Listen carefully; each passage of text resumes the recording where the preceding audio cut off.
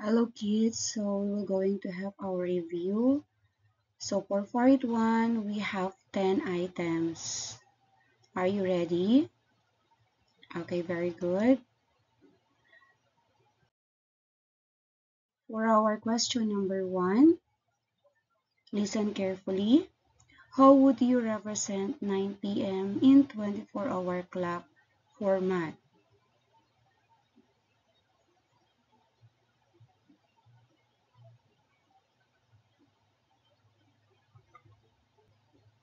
Okay, time's up. For our question number 2, listen carefully and analyze the statement or problem. If 11:32 p.m. in 24-hour time is 22:32, what is 12 a.m. in 24-hour time format? Choose only the letter of the correct answer.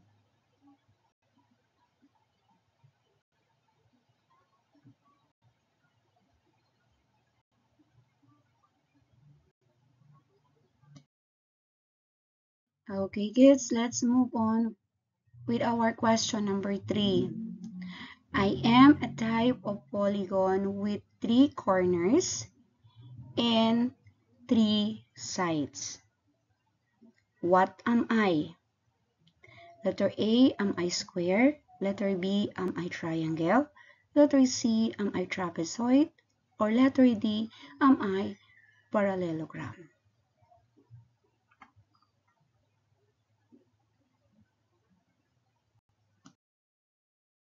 For question number 4, listen carefully, kids.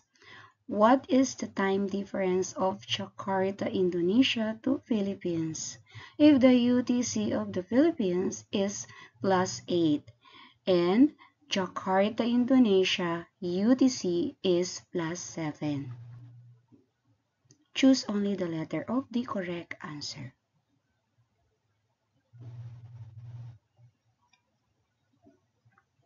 Okay, time's up. Okay, let's proceed with question number 5. Analyze, kids, the situation before answering. Mark is living in the Philippines and his friend Mia is in Sydney, Australia, with UTC of +10. What is the time difference of Mark and Mia? Take note, UTC of the Philippines is +8. So what is the time difference of Mark and Mia? Choose only the letter of the correct answer.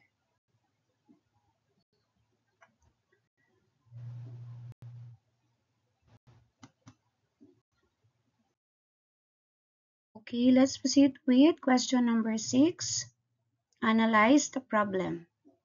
What is the area of parallelogram with a base of 6 units and height of 4 units? Take note, the formula for the area of parallelogram is A is equals to B times height. All you need to do is to multiply the base and the height.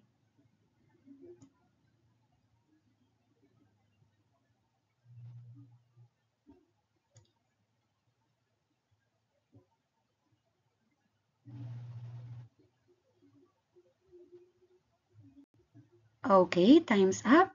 Let's proceed with our next item. For our question number 7, what kind of quadrilateral that has 2 parallel sides and 2 non-parallel sides? Ang ibig sabihin po, isang pair lamang ang parallel side and the other pair is not a parallel.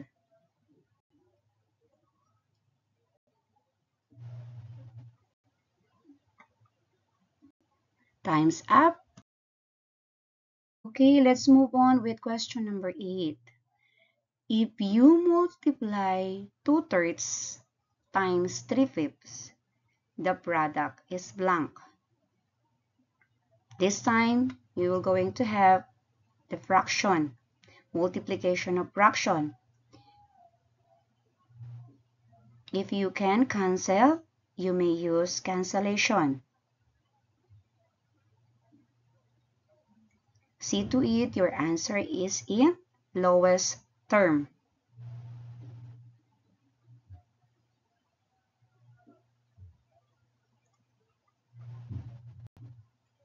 Okay, time's up, kids. Okay, for question number 9. What is the area of a triangle with a base of 8 cm and a height of 6 cm? Take note, kids. The area of a triangle, the formula of the triangle is A is equals to 1/2 times base times height. Do not forget to divide it into 2 to get the final answer.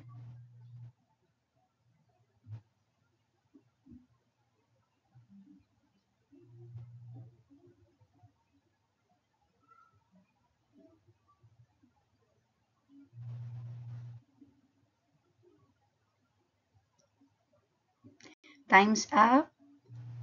Let's move on with our next item. For our question number 10, our last item, listen carefully and analyze the problem. Okay po? What is the area of a trapezoid with bases? Take note of the term, bases of 8 meters and 12 meters and a height of 5 meters. Okay po? So, the formula for a trapezoid, the area of trapezoid is A, or area, is equals to 1/2 times base 1 plus base 2 times height.